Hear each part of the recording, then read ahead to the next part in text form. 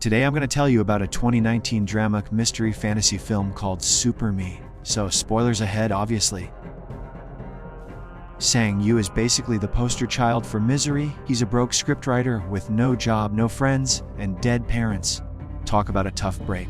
But his biggest problem isn't even any of that. It's that he hasn't slept properly in over 6 months, because every time he does, some demon crashes his dreams and turns them into violent nightmares, like literally violent. So tonight Sang Yu is dreaming about being in the subway when this demon shows up, grabs him by the hair and, get this, makes a hole in the floor just to shove Sang Yu's head through it and kill him. Efficient demon, I'll give him that. Sang wakes up right after his dream, self-dies and tries to do some writing, but his landlord knocks on his door claiming he's brought food. Sang Yu, being the responsible tenant that he is, escapes through the window because he doesn't have rent money. Real mature. While walking the streets, he reminisces about all the experts he's consulted about dreams. Psychologists, doctors, scientists, religious nuts, you name it. Turns out they all have different theories about what dreams mean, but nothing actually useful for his situation. Shocking. He stops at a food stand and orders a crepe with no eggs, because that's literally all he can afford. The creep man, taking pity on this walking disaster, adds an egg anyway as a free treat. While waiting for his poverty meal, Sang Yu stares at the cafe across the street where Hua works.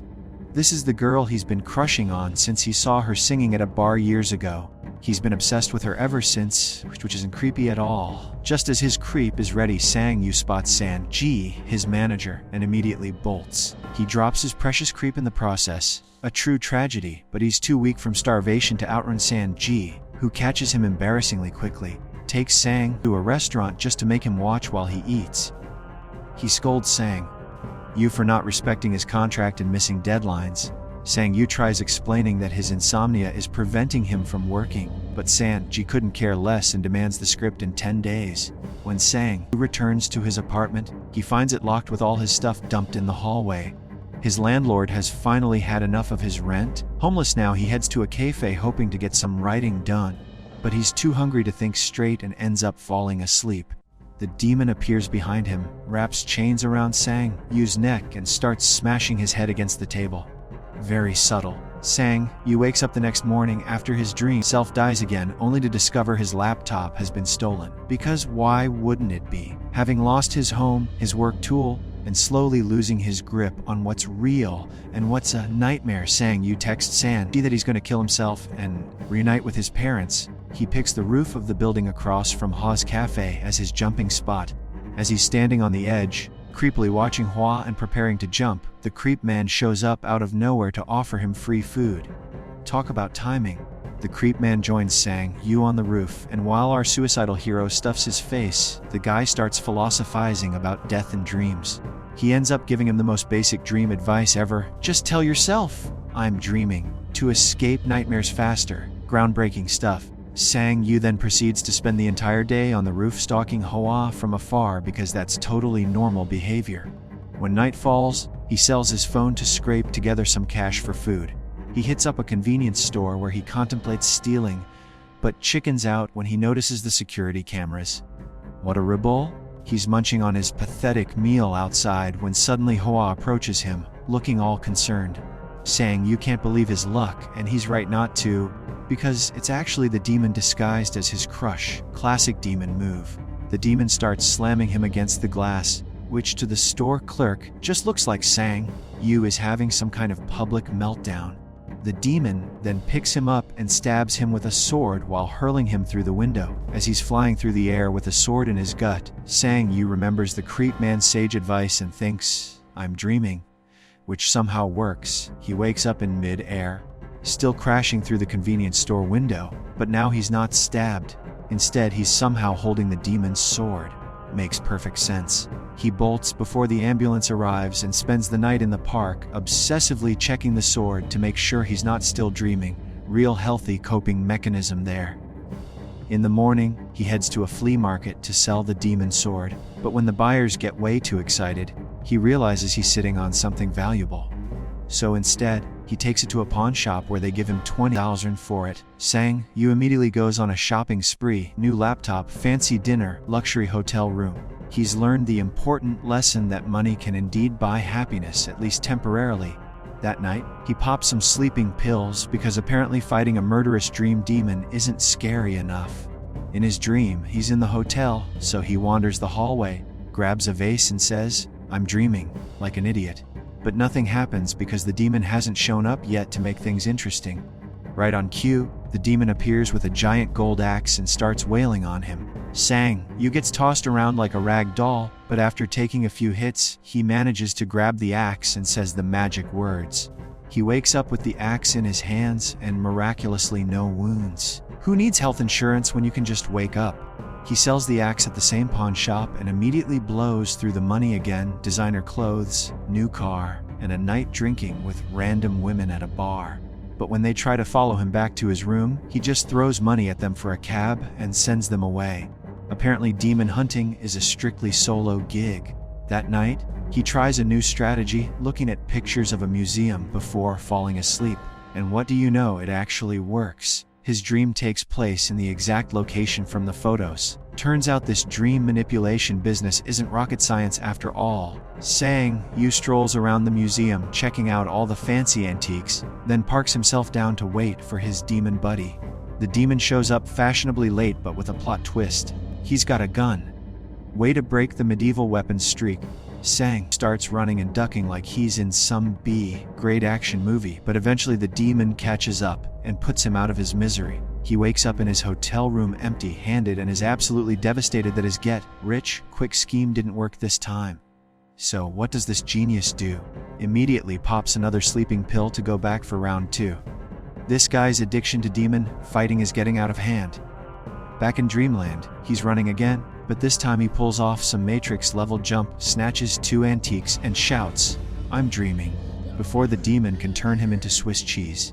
He wakes up with the loot clutched in his hands and wastes no time taking them to some high-end antique dealers who cater to rich collectors. The antiques fetch him a cool $2 million and earn him some suspicious questions about where he got them.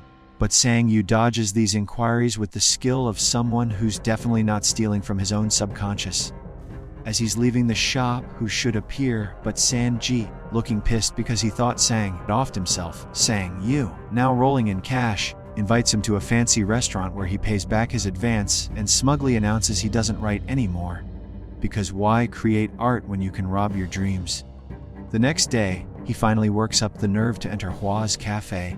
He orders a lattes because he's fancy now and asks if she recognizes him, but of course she doesn't. That's what happens when you stalk someone from a distance for years. He notices a "for sale" sign and asks about it. Turns out the cafe is a money pit with no customers. Who would have thought? Later that night, Sang gets wasted during dinner with San, who's dying to know how his formerly broke friend suddenly became loaded. San helps him back to his hotel room and tucks him in like a good friend, but then immediately starts snooping through his wallet and checkbook. Classic San. He nearly jumps out of his skin when Sang Yu suddenly wakes up clutching gold chains that definitely weren't there before. Now that San has witnessed the grab stuff from dreams, he begs to be part of this bizarre business venture. Sang Yu actually considers it because apparently he's forgotten what a terrible friend Sanji is. The next day, Sang Yu buys Hua's cafe because nothing says, "I'm not a creepy stalker," like becoming your crush's boss.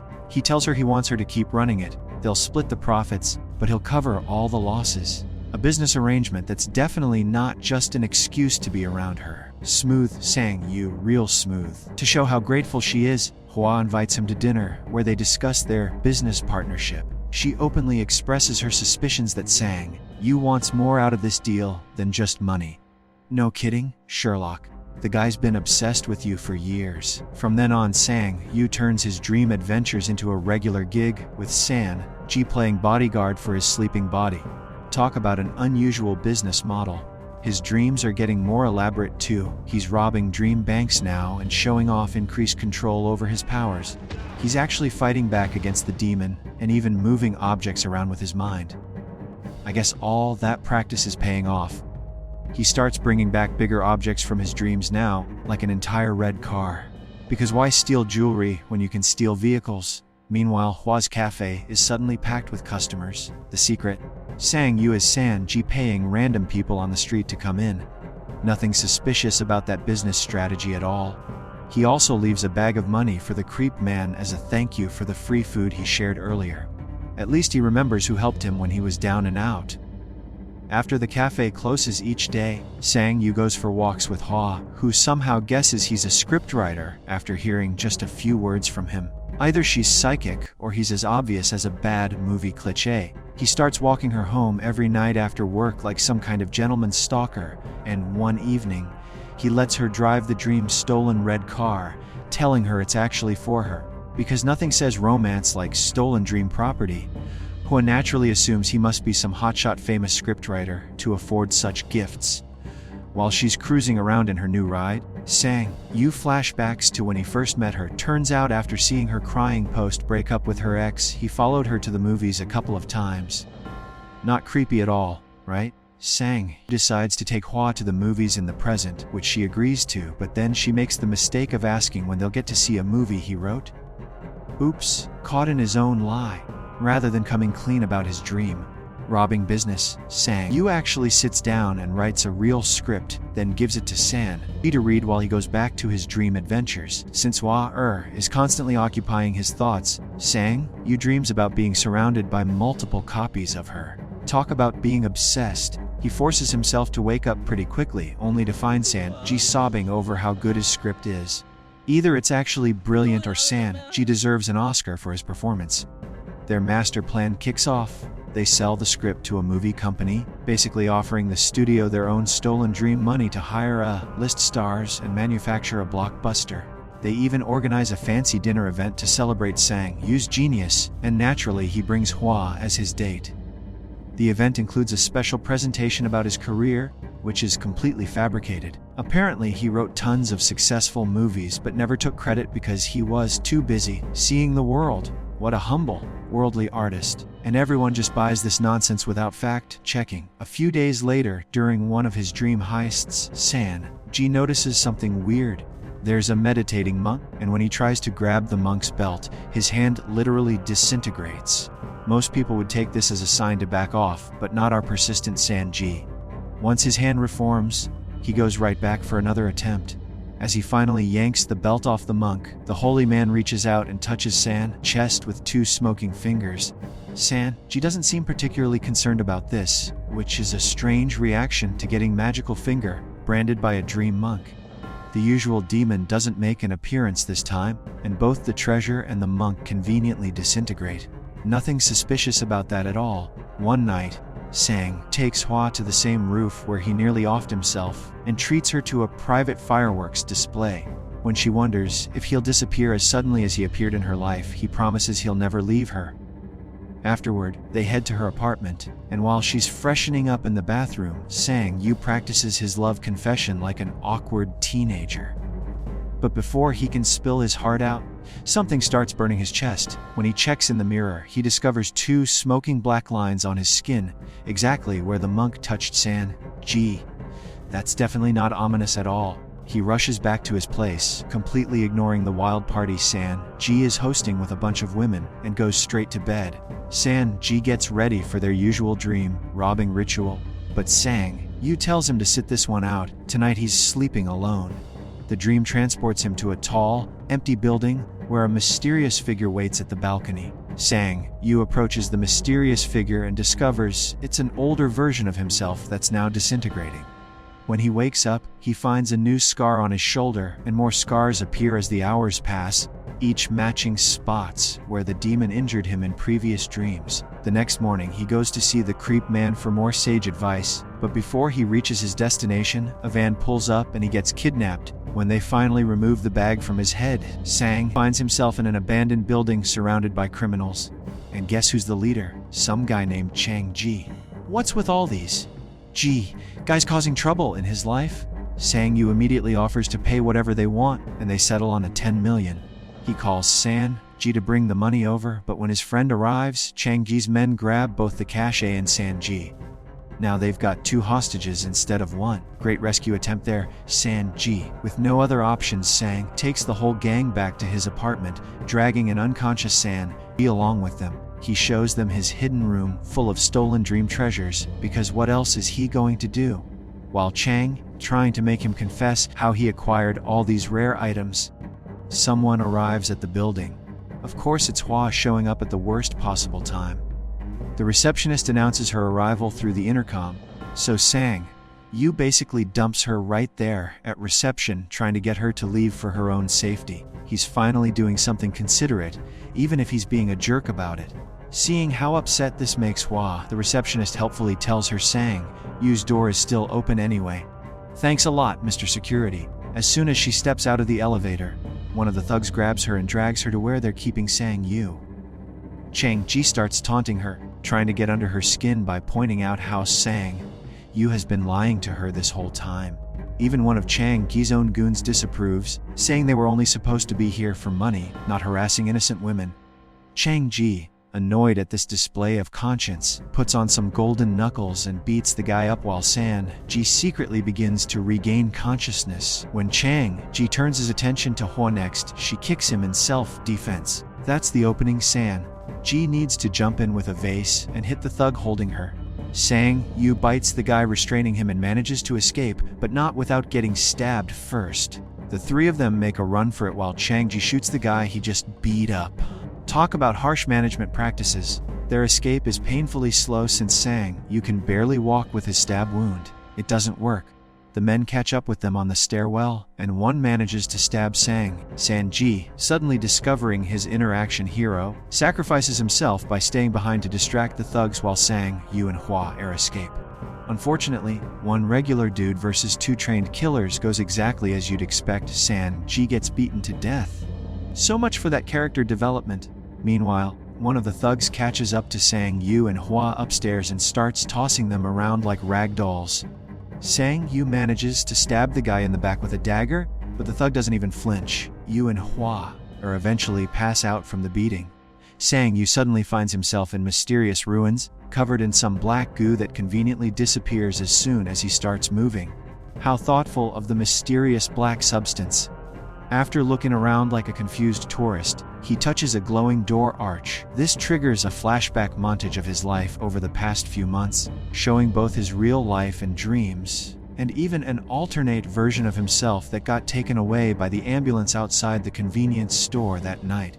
When the bizarre slideshow ends, he wanders over to an area with a giant crystal wall, which he starts hitting while repeating, "I'm dreaming," like some deranged mantra.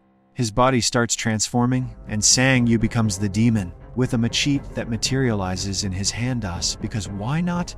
He starts smashing the crystal wall while having fantasy flashbacks where he's the demon in previous conversations, but with a violent twist.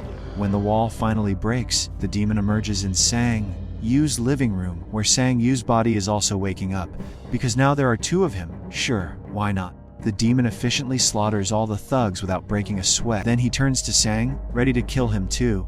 But Sang Yu mumbles, "I'm dreaming." And suddenly all the treasures he's stolen from dreams start disappearing, both from his apartment and from the collections of all those rich people who bought them. And when he finally comes to, he finds himself all the way back on that night outside the convenience store. Either this is some serious time travel, or the world's longest dream sequence is finally coming to an end. Hua actually remembers Sang Yu, not from stalking distance, but from a concert.